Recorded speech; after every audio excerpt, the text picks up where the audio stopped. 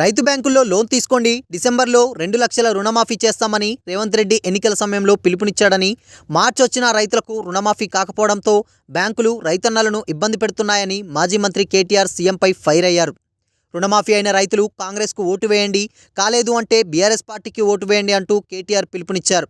నల్లగొండ జిల్లాలో కేంద్రంలో నల్లగొండ పార్లమెంట్ నియోజకవర్గ విస్తృత స్థాయి సమావేశంలో ఆయన మాట్లాడారు. కేసీఆర్ మీద నిన్న జనం చూపించిన ఆదరణ చూస్తే మనం ఎలా ఓడిపోయామో అర్థం కాని పరిస్థితి ఉందన్నారు. కానీ ఫలితాలు భిన్నంగా వచ్చాయని, మనం అందరం ఆత్మవిమర్శన చేసుకోవాలని కేటీఆర్ అన్నారు.